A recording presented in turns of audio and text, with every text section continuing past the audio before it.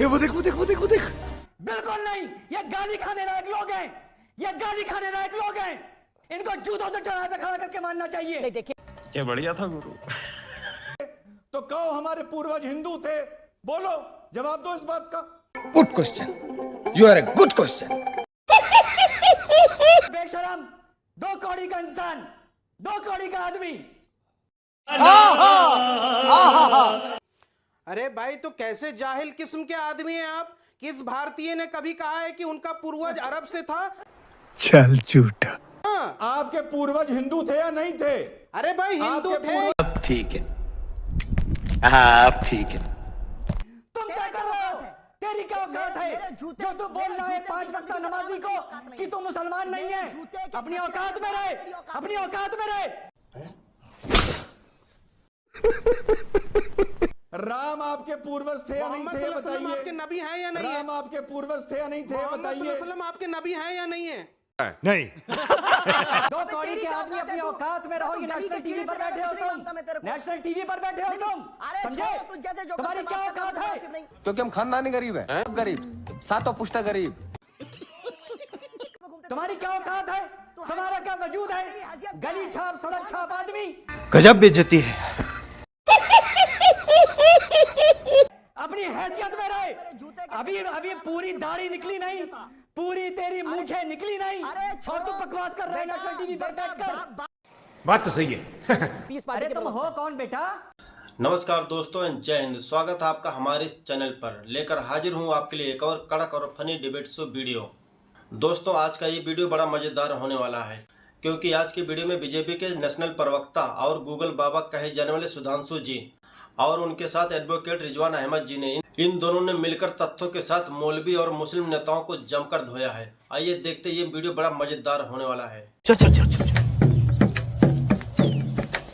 ये टीवी वाले भाई, पिक्चर चालू करो बे।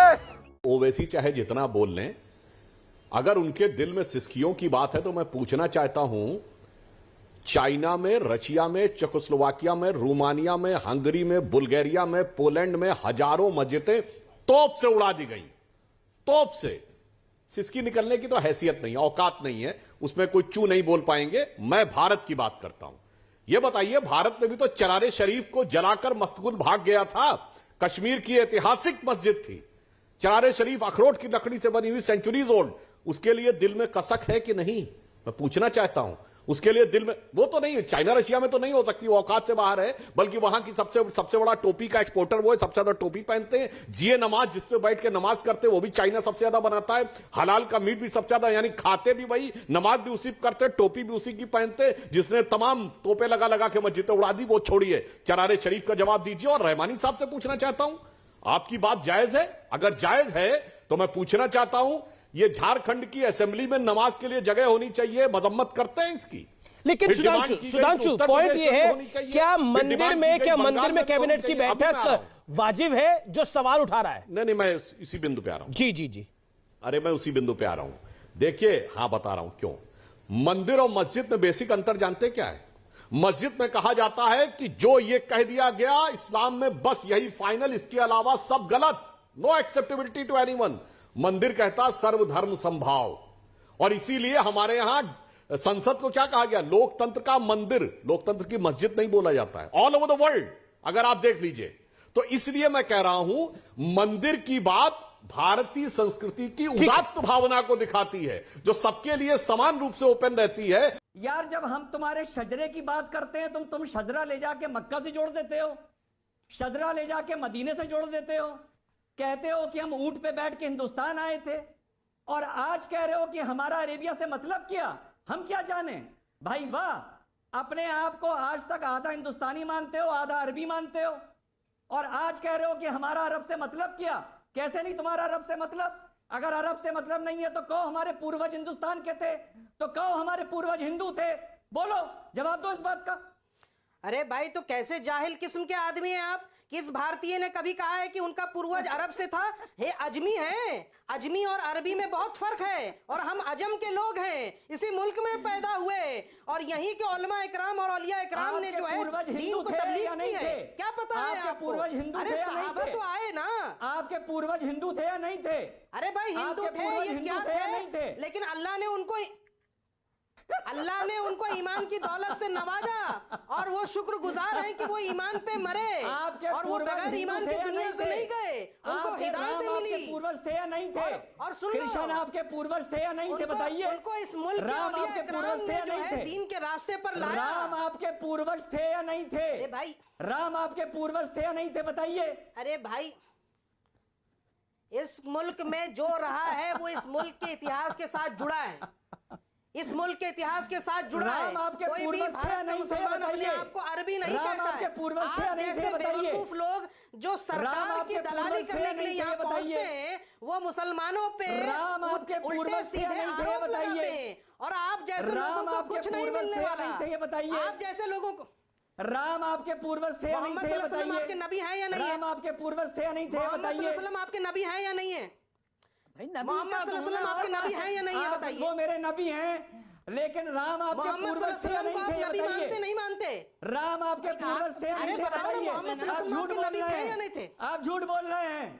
अरे मोहम्मद सल्लल्लाहु अरे वो अलैहि वसल्लम नबी आपके नबी हमारे थे थे, या पर नहीं हमारे थे? पूर्वज तो तो हिंदुस्तान अगर के हुजूर थे। सल्लल्लाहु अलैहि वसल्लम की वो पैदाइश सऊदी हमारे अरब पूर्वज में तो हुई हिंदुस्तान है, के थे। तो क्या सवाल तुम को उनको घुमाइए नबी ना। नहीं मानोगे? आप अपने को अरबी मानते हैं। नहीं, नहीं, अरबियों अगर की हुजूर तरह सल्लल्लाहु कपड़े अलैहि वसल्लम पहनते सऊदी हैं, अरब में पैदा अरबियों हुए, की तरह दाढ़ी तो क्या रखते अल्लाह हैं, के नबी सल्लल्लाहु अलैहि वसल्लम अरबियों तुम्हारे की नबी तरह नहीं है? वेशभूषा और बनाते अगर तुम हैं, हुजूर को नबी नहीं अरबियों मानते की हो तो तरह तुम अपनी मुसलमान मूछें नहीं हो। काटते हैं। अगर तुम हुजूर को नबी आपके नहीं मानते, पूर्वज नहीं, पर देखिए, रात देखिए, रात मैं- सऊदी में साबित पैदा हो हो तो गया। तुम मुसलमान ही नहीं हो। मैं देखिए, अपना देखिए, नाम रिजवान पूर्वज अहमद क्यों राम लिखते हो के भाई साबित हो साहब? गया। कुछ और चेंज कर लो। अरे तुम जैसे लोगों का मुखौटा उतर गया है, और पूरा देश जानता है कि तुम जैसे लोग मुसलमानों के मुनाफिक हो, उबय बिन खल्फ हो। अल्लाह के नबी सल्लल्लाहु अलैहि वसल्लम के जमाने में मुनाफिकीन थे। देखिए, यहाँ पर उन्होंने माना कि उनके वो नबी थे, लेकिन मैं देखिए, आज आपने मान लिया कि आपका अरब से कोई लेना देना नहीं है। ठीक है, देखिए, सच्चा मुसलमान बीजेपी के एजेंडे में कूदकर इस तरह की हरकत नहीं करेगा जो इस्लाम के खिलाफ होगी, और संविधान इजाजत देता है जो चाहे आपके लिए कौन मना नहीं, कर नहीं, रहा है? इस्लाम में कहाँ लिखा है कि बीजेपी के खिलाफ जो रहेगा वो सच्चा मुसलमान है? ये क्या बोल दिया आपने? क्या समाजवादी एक इस्लामिक जमात है? जो बीजेपी के नफरत के एजेंडे में डूब के कार्य कर रहा है वो कैसा सच्चा मुसलमान है? मैं तो पूछ रहा हूँ। जो नहीं, आप एक बात बताइए, जब सच्चा से हिंदू भी उत्तर नहीं है, प्रदेश के सच्चा सनातनी अंदर, भी नहीं है। सुनिए, छोटे योगी जी सुनिए, अरे छोटे योगी जी सुनिए मेरी बात को जी। छोटे योगी जी सुनिए। उत्तर प्रदेश में 27 नौजवानों को हेड इंजरी करके मारा गया है। एनकाउंटर्स के नाम पर अत्याचार मतलब हुआ आप भड़का रहे है। हैं। किसानों को मरने पर मजबूर किया गया है। महिलाओं की इज्जतें लूटी है, और आपको नजर नहीं आता है। और क्या बताइए, शहादत बाबरी मस्जिद का गम है या नहीं? बाबरी मस्जिद की शहादत का गम है या नहीं? बताओ। अगर आप मुसलमान नहीं, मुसलमान नाम रखने से कोई मुसलमान नहीं होता। अगर आप मुसलमान हो तो बताओ, शहादत बाबरी मस्जिद का गम है या नहीं? शहादत बाबरी मस्जिद का दुख है या नहीं? बताओ मुझे आप। आज चैलेंज कर रहा हूं मैं। अगर मुसलमान हो बताओ कि बाबरी मस्जिद की शहादत का दुख है या नहीं? सुप्रीम कोर्ट के फैसले का मैं दिल की गहराइयों से स्वागत करता हूँ। सुप्रीम कोर्ट के फैसले को मैं स्वीकार करता हूँ। बाबरी मस्जिद की शहादत का दुख है या नहीं? बाबरी मस्जिद की शहादत का दुख है या नहीं? मैं आपसे कह रहा हूँ, सुप्रीम कोर्ट का फैसला आया, तमाम उलमा इकराम ने, तमाम आकिबीन ने, और आप सुप्रीम कोर्ट का फैसला मानते हैं या नहीं? लेकिन शादाब चौहान, आज आपने बातों बातों में बड़ी बात कह दी, और मैं इसको लेकर सुधांशु त्रिवेदी के पास भी जाऊंगा और बाकी मेहमानों के पास भी जाऊंगा। आज आपने बातों बातों में कह दिया कि कोई सच्चा मुसलमान भारतीय जनता पार्टी के साथ हो ही नहीं सकता। देखिए, मुझे तो कुरान की बहुत बड़ी जानकारी है नहीं, लेकिन रिजवान साहब मैं आपसे जानना चाहिए। ठीक है, अब आपने वक्त लिया, ठीक है, अब आपने एहसान, आपने भी अपनी बात को रखा। रिजवान साहब मैं आपके पास आ रहा हूं। इस्लाम में ये कहां लिखा हुआ है? अगर कुरान में ये कहीं लिखा हुआ है, कुरान शरीफ में ये लिखा हुआ है कि सच्चा मुसलमान भारतीय जनता पार्टी के साथ नहीं खड़ा हो सकता, जो शादाब चौहान ने बात कही, और तो और इस देश के अंदर एक member of parliament Samajwadi party का ऐसा है, वो कहता है कौम के नाम पर इकट्ठे हो जाओ, अगर तुम इकट्ठे नहीं होंगे तो बीजेपी आ जाएगी। हमारा एक से मकसद है, अब लोकतंत्र बचाना नहीं है, बीजेपी को हराना, योगी आदित्यनाथ को हराना मकसद है। ये तो खुल्लम खुल्ला बोला गया है। अमीश भाई, जय हिंद, वंदे मातरम। इस टाइम आपके मंच पर ये डिबेट का अब मौका नहीं रह गया है। ये डिबेट का मौका नहीं रह गया है, तो सीधे मैं अपनी बात पर आ जाऊं। ये पैनल पे ये कौन लौंडा है शादाब? क्या औकात है इसकी जो ये बोल रहा है कि कौन इस्लाम में रहेगा, कौन इस्लाम के बाहर रहेगा। ये पीस पार्टी अरे के तुम हो कौन बेटा? तुम्हारी क्या औकात है? तुम्हारी क्या हैसियत है? तुम्हारा क्या वजूद है जो तुम तय करो कि कौन इस्लाम में रहेगा और कौन नहीं रहेगा? तेरा क्या औकात है? दो कौड़ी के आदमी अपनी औकात में रहोगे। नेशनल टीवी पर बैठे हो तुम, नेशनल टीवी पर बैठे हो तुम, समझे? तुम्हारी क्या औकात है जो तुम ये तय करो कि कौन इस्लाम में रहेगा और कौन इस्लाम में नहीं रहेगा? ये तुम तय करोगे? जब गर्मी तुम दो कौड़ी के आदमी तय करोगे कि कौन इस्लाम में रहेगा और कौन इस्लाम में नहीं रहेगा? कौन किस पार्टी में रहेगा तो सच्चा मुसलमान होगा और कौन किस पार्टी में नहीं रहेगा तो वो झूठा मुसलमान होगा? तुम्हारी क्या औकात है? तुम्हारा क्या वजूद है? गली छाप, सड़क छाप आदमी तुम तय कर रहे हो। तेरी क्या औकात है जो तू बोल रहा है 5 वक्त नमाजी को कि तू मुसलमान नहीं है? अपनी औकात में रहे, अपनी औकात में रहे, अपनी हैसियत में रहे। अभी पूरी दाढ़ी निकली नहीं, पूरी तेरी मूंछें निकली नहीं और तू बकवास कर रहा है नेशनल टीवी पर बैठकर। अपनी औकात में रहे, समझे? तुम जैसों का इलाज करना अपनी औकात में रहे बेटा, समझा? तुम हमारे जूते ये डिबेट का मौका नहीं है। अपनी हैसियत में रहे। तुझे जूते की नोक पर रखते हैं मुसलमान, जूते की नोक पर। अबे तेरी मूंछें अभी निकली नहीं, बाल सफेद हुए नहीं। तू तय करेगा, तू तय करेगा कौन मुसलमान है, तू तय करेगा कौन मुसलमान नहीं है, तू तय करेगा कि कौन सा मुसलमान भाजपा में जाएगा। देखिए, तू तय करेगा। मेरा एक निवेदन है कि एक एक करके सब अपनी बात रखें और भाषा की मर्यादा को बनाए रखा जाए। ओके रिजवान, अब अपनी बात को कंप्लीट कर लीजिए, फिर मैं वारिस पठान और सुधांशु त्रिवेदी का रुख करूंगा। तेरी ये औकात है कि तू एक 5 वक्त नमाजी से ये बोलेगा बेशरम, 2 कौड़ी का इंसान, 2 कौड़ी का आदमी? बात करेगा तो सुनेंगे, समझे बात? औकात में रह के बात करो, बदतमीजी ना करते ना करवाते। कैसे ये तय कर दिया कि कौन मुसलमान है और कौन मुसलमान? ठीक है, आपका गुस्सा वाजिब हो सकता है। नहीं देखिए, आपका गुस्सा वाजिब हो सकता है कि किसी को एक पागल कुत्ते का इलाज करना। नहीं देखिए, ना तो कोई पागल कुत्ता है ना कोई, देखिए भाषा की मर्यादा को। उसके बाद तू बताइए कौन मुसलमान है और कौन मुसलमान नहीं है? 2 कौड़ी का आदमी। देखिए रिजवान, आपका गुस्सा वाजिब है लेकिन शब्दों का उच्चारण आप भी ठीक करें और मेरा निवेदन है शदाब जी भी शब्दों का उच्चारण बिल्कुल नहीं। ये गाली खाने लायक लोग हैं, ये गाली खाने लायक लोग हैं।